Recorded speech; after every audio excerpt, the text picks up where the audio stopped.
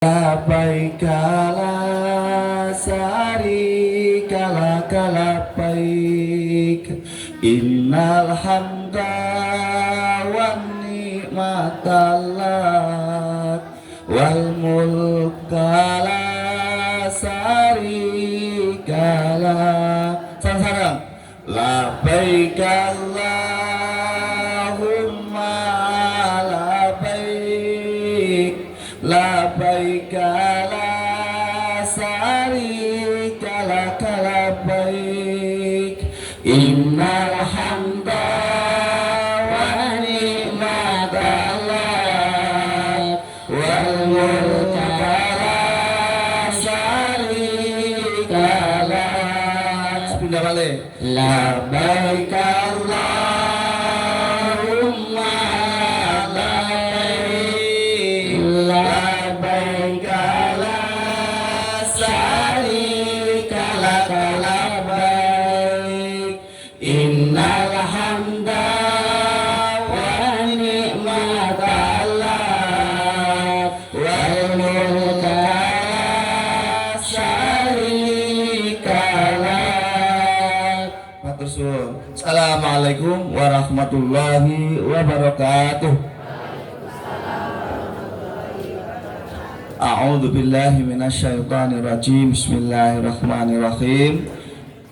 Alhamdulillahilladzi an'ama alaina bi ni'matil iman bi ni'matil islam wassalatu wassalamu ala asrafil anbiya wal mursalin wa ala alihi wa ashabi ajmain. Qala rabbi shrah li sadri wa yassir li amri wahlul 'uqdatam min lisani yafqahu qawli. Amma ba'd. Yang pertama kepada beliau Sahibul Hajat Bapak Haji Sujono dan keluarga yang sangat saya hormati, kepada para masyarakat RT 3 RW 4 yang saya hormati, kepada pengunjung, pengombyong, pengantar calon jamaah yang akan berangkat malam hari ini yang saya hormati, dan wabil khusus kepada seluruh jamaah Darul Mujib yang insya Allah malam ini akan berangkat bersama-sama saya yang begitu saya hormati dan saya muliakan. Yang pertama tentunya tidak ada suatu hal yang pas dan tepat kecuali kita bersyukur kepada Allah Subhanahu wa Ta'ala. Kenapa? Pada malam hari ini alhamdulillahirabbil alamin kita semua diberikan hidayah, inayah serta kesempatan alhamdulillah bisa bermuajahah, bisa bertemu, bisa berkumpul di majelis yang sangat mulia ini, yaitu di Desa Lamongan, tepatnya di rumahnya beliau Bapak Haji Sujono sekeluarga. Ini adalah suatu anugerah yang luar biasa. Kita bisa bersama-sama untuk mengantarkan duyufullah, mengantarkan tamu Allah yang insya Allah akan ke Baitullah menunaikan ibadah umroh, dan mudah-mudahan kita semua mendapat keberkahan daripada acara malam hari ini. Allahumma amin. Dan yang sudah berangkat bersyukurlah karena sudah menginjakan tanah haram, sholat di Masjid Nabawi, sholat di Masjidil Haram. Itu adalah suatu hal yang sangat mulia, anugerah yang begitu besar yang diberikan oleh Allah Subhanahu wa Ta'ala kepada kita sekalian yang sudah dan akan menjalankannya. Salawat serta salam tentunya kita sanjungkan, kita sampaikan kepada junjungan kita Nabi Agung Muhammad Sallallahu Alaihi Wasallam. Bapak Ibu yang saya hormati, di sini saya yang akan mengantarkan beliau-beliau ini jamaah umroh yang insya Allah akan berangkat malam hari ini, yang sesuai sudah dijadwalkan, itinerarinya sudah dibaca, tinggal kita menjalankan semuanya sesuai dengan aturan yang sudah ditentukan. Mudah-mudahan jamaah kita semua Bapak Ibu dalam keadaan sehat dan mudah-mudahan dalam keadaan lancar. Tadi itinerari disampaikan banyak plesirnya. Plesir ini bukan plesir wisata ke laut, Plesir ini adalah sunnah Rasulullah Shallallahu Alaihi Wasallam. Rasulullah pernah mengatakan kepada umatnya, wahai umatku, apabila kamu mau bepergian jauh, nyebrang sungai, nyebrang laut, pergilah ke tanah haram. Untuk apa? Jalankan umroh maupun haji. Sehingga haji menjadi wajib bagi setiap muslim. Allah Subhanahu wa taala berfirman untuk menguatkan apa? Menguatkan tentang ibadah umroh, bahwa umroh ini bukan sekedar main-main. Umroh ini adalah ibadah yang agung. Dalam surat Al-Baqarah, Bismillahirrahmanirrahim,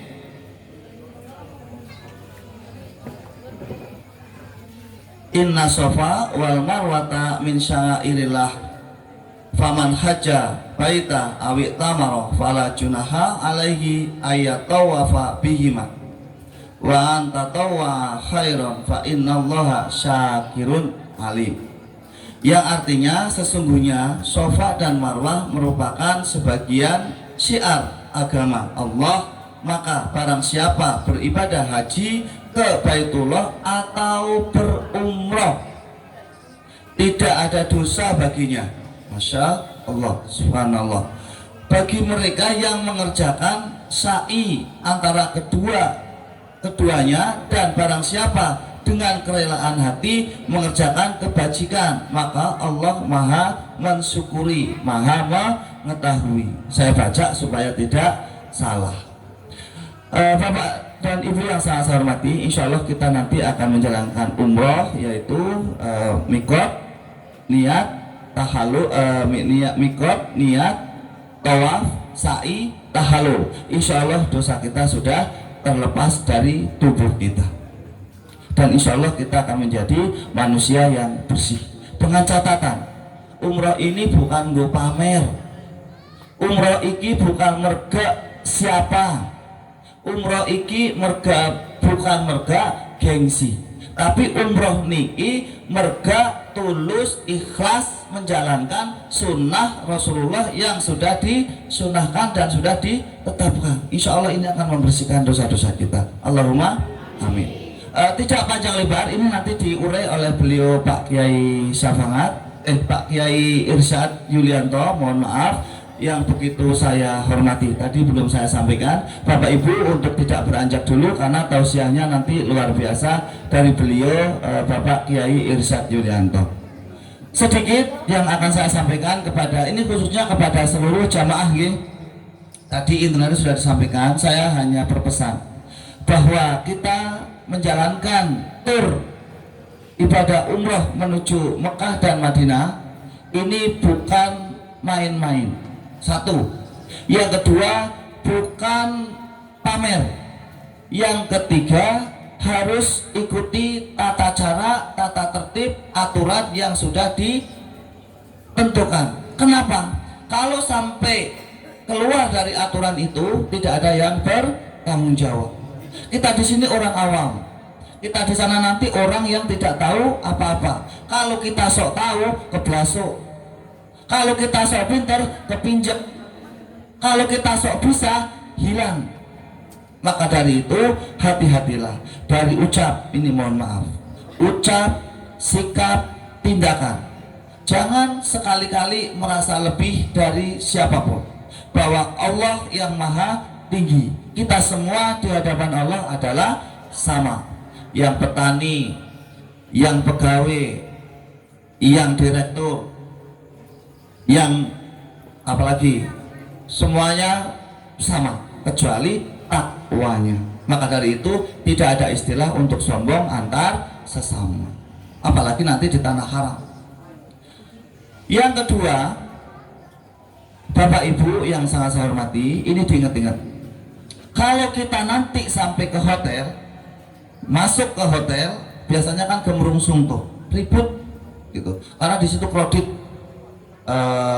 suasananya. Apalagi ini suasana Lebaran. Mohon maaf nih sedikit saya sampaikan kepada para keluarganya nggih, karena memang ini event yang luar biasa. Ini perjuangan saya untuk sampai menentukan pemberangkatan ini sangat luar biasa. Selama 1 bulan penuh, saya mau potong rambut aja saya tunda semua. Kalau semuanya belum clear, saya tidak akan potong rambut. Ini saya paling panjang sekarang. Dan insya Allah nanti saya bisa tahalul gundul di Mekah. Kenapa? Selama bulan Ramadan saya menentukan waktu untuk berangkat, perlu perjuangan dan pemikiran dan sangat-sangat kita alot sekali. Karena ada jamaah baru, kita sudah dapat tanggal, fix, ternyata ada jamaah baru, alhamdulillah. Masa ada jamaah baru, nggak kita hormati, nggak kita layani. Seperti apapun kesulitan dalam pelayanan itu adalah hikmah menurut saya. Sehingga saya layani, kita tarik semua yang sudah sudah mendapatkan kuota, sudah mendapatkan plot, tinggal ngisi nama tiket, kita tarik semua dari jamaah kita ini. Akhirnya kita alhamdulillah bisa bersatu dari 13 jamaah yang dari Purbalingga ini sesuai dengan keinginan kita, yaitu antara tanggal 14, 15, 20 waktu itu kan. Tapi karena kondisi kita yang sangat fleksibel, karena saya juga manusia, punya hati, punya rasa. Kalau saya sampaikan, Bu, hari ini harus lunas, susah nggak jenengan? Susah. Saya sampaikan, ya udah nanti nggak apa-apa. Kenapa? Karena kita niatnya ibadah. Dengan niat ibadah, dari hal-hal itu saya tidak akan menjadi kesulitan, tapi menjadi acuan buat saya, supaya kita betul-betul pada saat berangkat adalah sudah real, bersih dari pikiran-pikiran yang negatif. Kalau saya paksakan hari itu lunas, mungkin ada yang tidak bisa berangkat. Kenapa? Nggak mungkin bisa nyusul. Lunas harus tanggal sekian. Saya tidak seperti itu. Silakan kapan lunas ya berangkat. Ngaten nggih? Jadi jangan salah kaprah, jangan salah paham. Yang kedua, yang ketiga, Bapak Ibu, ini nanti di Mekah Madinah ada imamnya, nggih. Ada imam, ada TL, ada saya. Nah, untuk regulasi ibadah yang mungkin secara umum dari imam utama tidak bisa mendampingi jenengan, ini khususnya bagi istimewa bagi yang dari Purbalingga, hubungan sama saya, bukan ke siapapun. Karena apa? Yang bertanggung jawab adalah saya.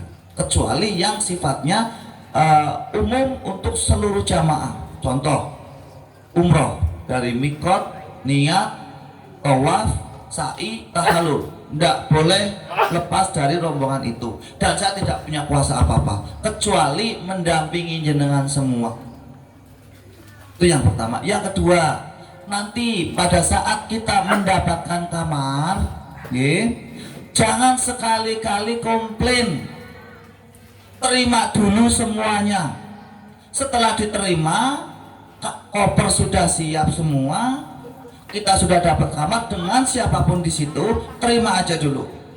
Kalau sudah diterima, sudah masuk, baru negosiasi. Saya kepingin sama ibu itu karena A, B, C. Insya Allah semua jamaah di sana tidak akan ada yang berkeberatan kalau memang itu bisa digeser. Yang kedua, tiket pesawat. Bapak Ibu, Bu Kisem sama Bu Daryanti misalkan, ini kan kakak beradik, subhanallah. Jangan sekali-kali nyok kan kakaknya Daryanti, maksudnya nyok dipisah, nggak boleh begitu. Terima dulu, duduknya di kursi mana, duduk dulu. Semua pesawat sudah tenang, sudah semua pramugari sudah tenang, kita sudah duduk semua, baru saya keliling. Bu Daryanti, Bu Kisem, Bu Saryati, Bu Safaratun, semuanya, Bu Miskem, Bu Amalia, semua kita tanyain tempatnya sudah nyaman, biasa atau belum misalkan. Oh, aku kepengen sama si itu. Oke, kita lobby dengan yang ada di samping yang akan kita lobby. Biasanya begitu. Tapi biasanya kalau sudah di kursi pesawat sudah nggak mau geser. Ah, udahlah nggak apa-apa, enak juga di sini. Karena di situ suasananya semua sama. Gitu. Jadi jangan gegoh. Jangan gegoh.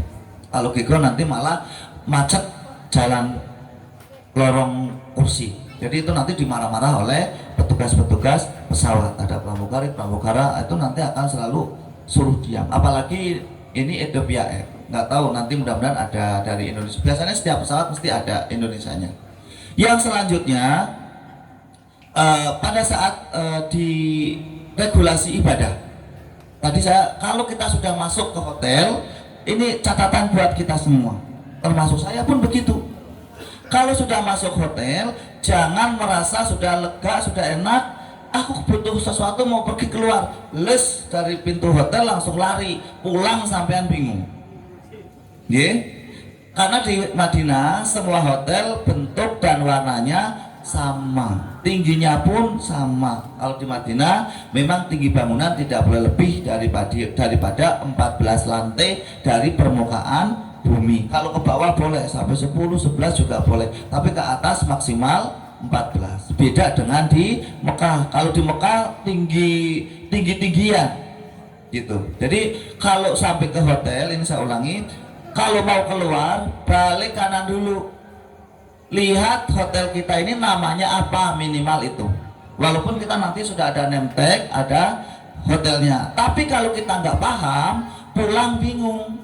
Pasti seperti itu, dari masjid bisa muter-muter.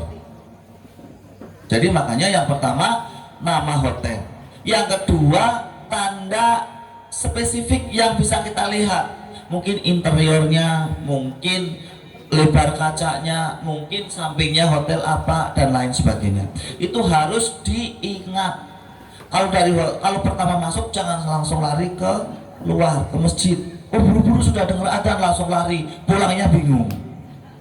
Kan gitu. Jadi harus tahu hotelnya dulu. Itu nggih.